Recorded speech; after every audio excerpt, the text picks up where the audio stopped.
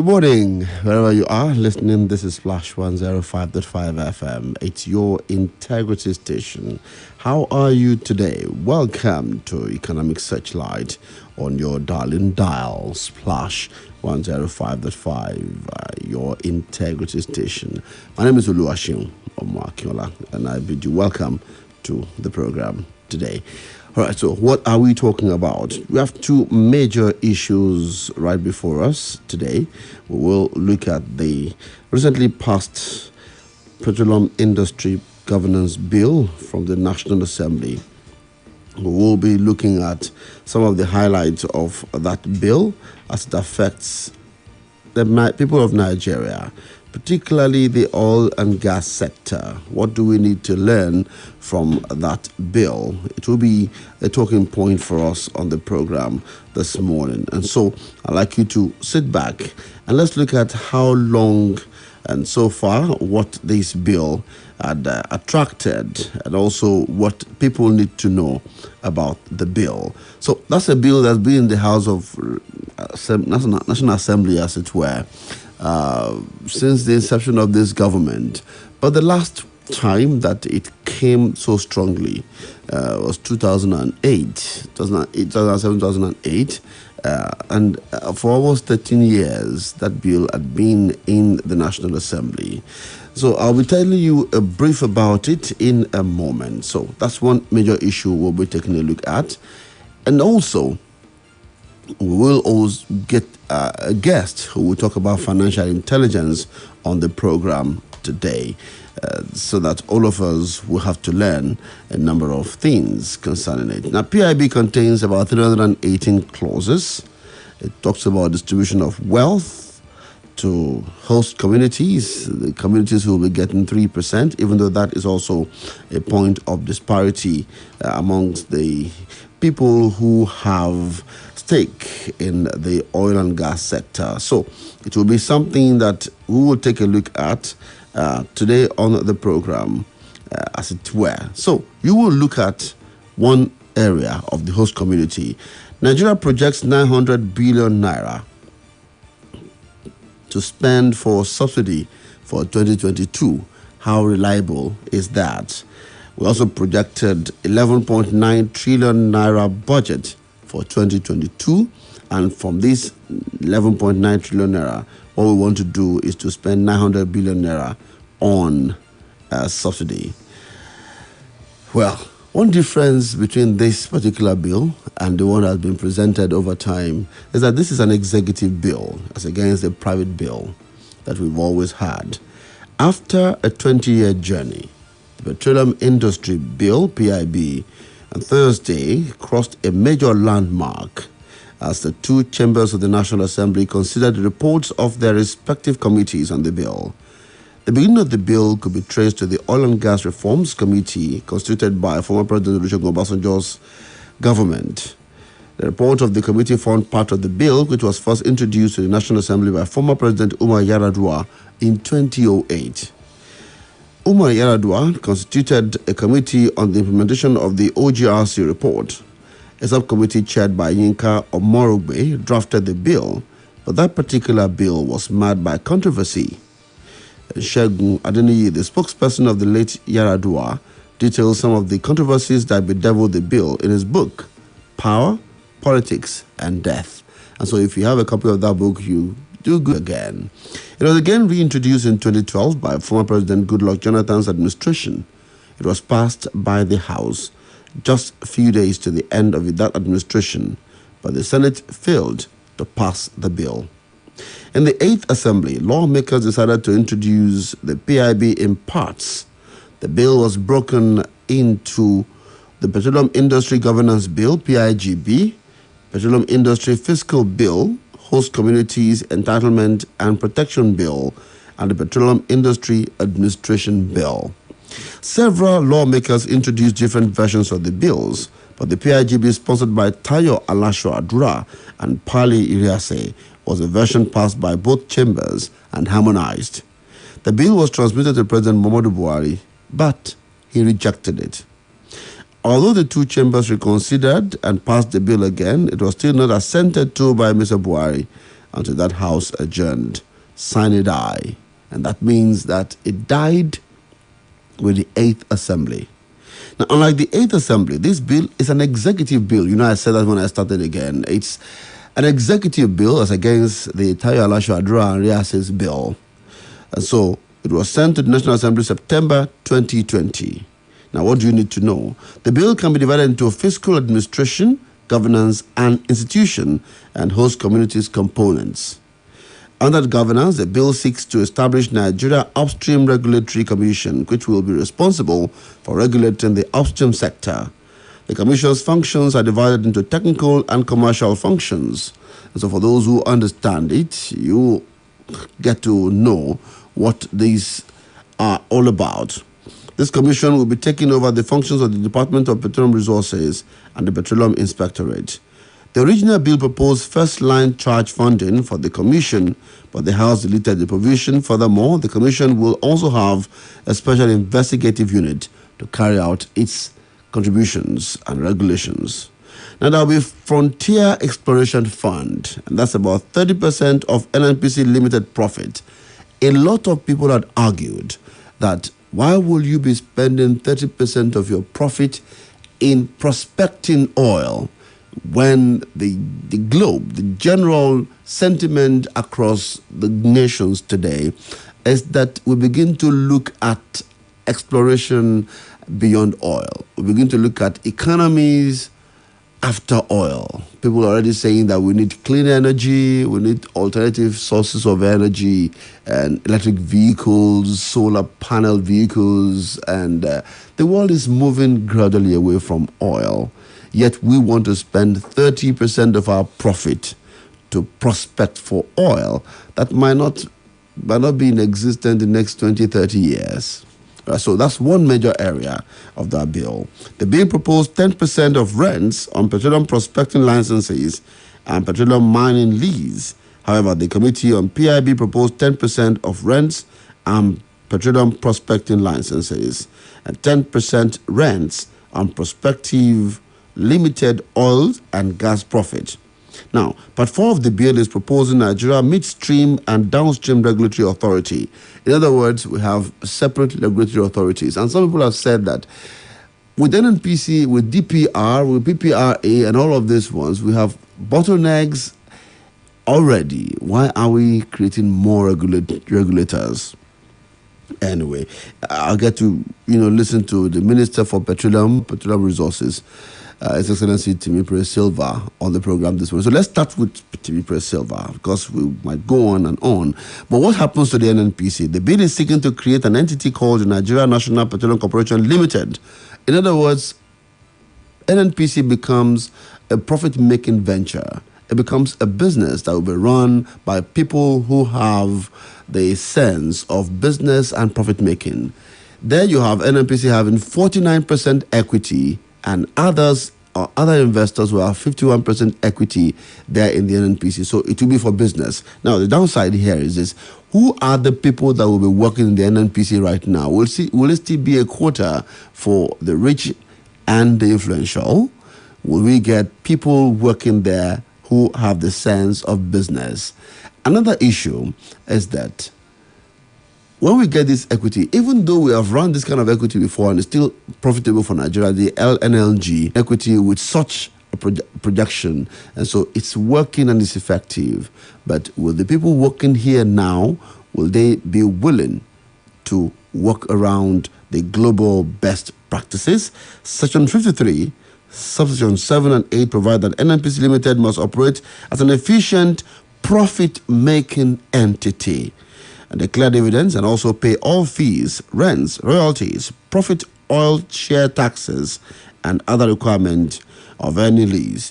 Now, Section 57 provides that all employees of NNPC are to be deemed employees of NNPC Limited. So they've worked it into it. Every member of the NNPC right now will not lose their jobs. They will be part of the new NNPC. But the truth is, working for federal government is not different from doing business. Anyway, Timothy Silva is here. He's the Minister of State for Petroleum Resources.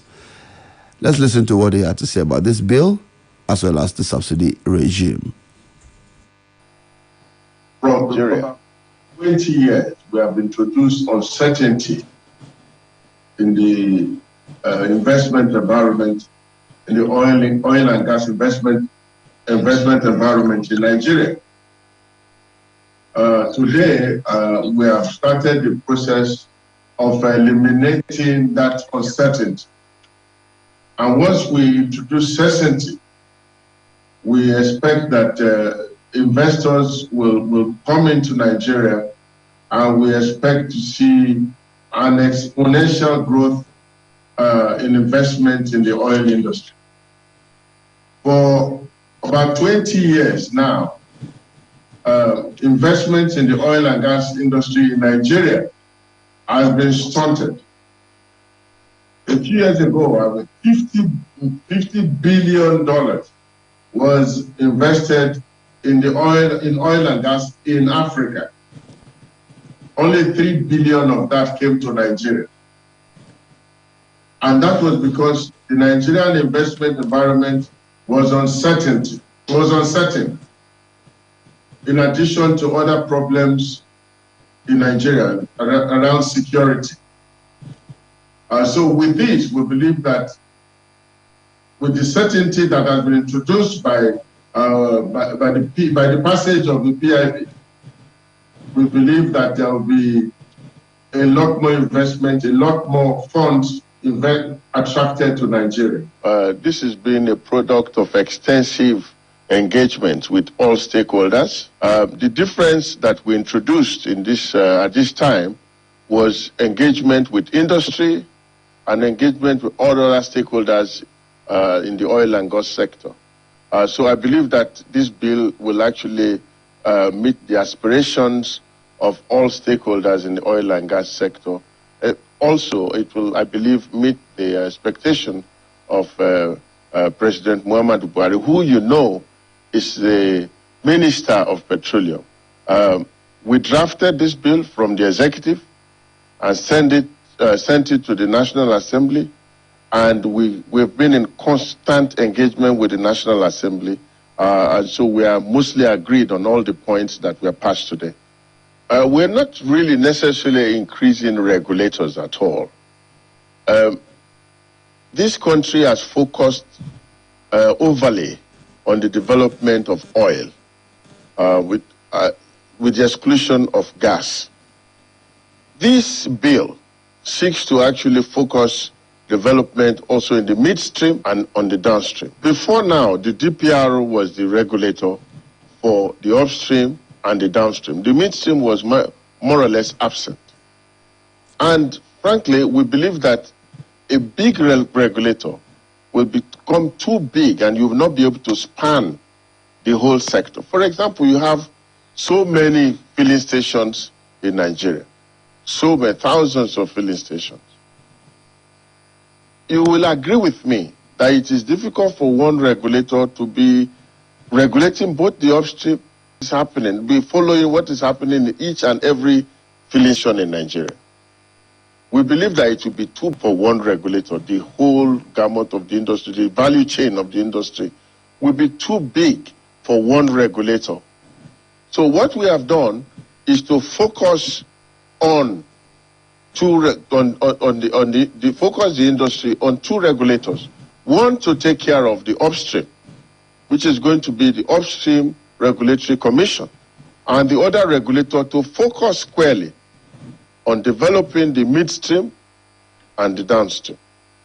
And we believe that this will be more optimal because it will be more efficient. But if you have a big regulator, it may not be as efficient as we expect it to be. No, if you are an upstream operator, you go upstream regulator. And if you are a downstream, midstream operator, you go to the midstream regulator. It is in fact introducing more efficiency. It is not introducing a bottleneck at all. We believe that if you have a single regulator that is too big, on an unwieldy single regulator, it will actually be the introduction of bottlenecks. But in this case, we feel to make it more optimal and efficient, let us focus the regulators. So one regulator focused on the upstream sector, The other regulator focused on the walk before we run. Right now, what the law seeks to achieve is to move NNPC from a corporation, from a parastatal of government, to make it a karma company. Let it run commercially. And then, going forward, we can think of what to do with it. Whether we are going to go public and sell, float the company like, Saudi Aramco did.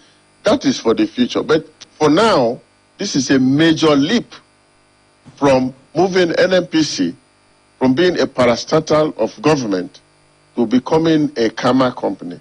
At least let us savour this victory first before we introduce other levels. Structures will be already prescribed in the law that will be formed by the settler. The settler will be part of the process. It will determine the communities within which he is in, because he knows that he dealt with before he started operating. And of course, they will all the communities will come together and set up this structure to manage this fund. Before now, the problem, it was not a legal process at all. It was just to sign MOUs with communities, MOUs that were mostly not fulfilled by the companies. And of course, you couldn't take them to court because they were just memorandum of understanding. But now you have a legal framework. So there is money provided from the operational cost, from the operational spending of the previous year. So everybody knows what the money available is like. And then, of course, this structure that we formed between the companies and the communities will now look after this money and focus the development on the communities.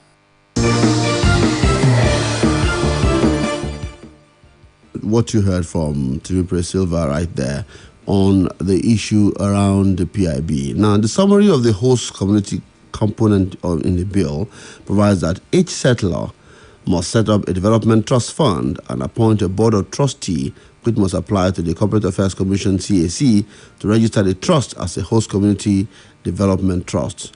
Clause 236 of the bill gives the time frame for the registration of a trust fund for oil assets.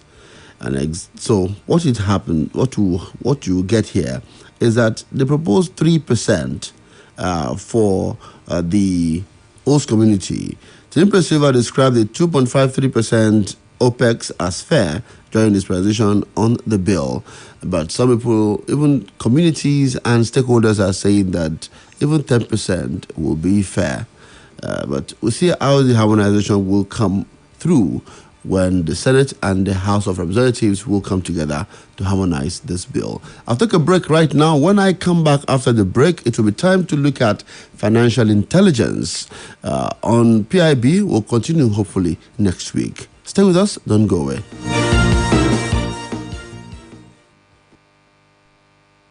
OneXBet oh, OneXBet. Everybody don sabi say OneXBet na the ogbonge place to cash out now because na dem get the highest odds, sharp deposits, ability to sell slips, bet insurance and more.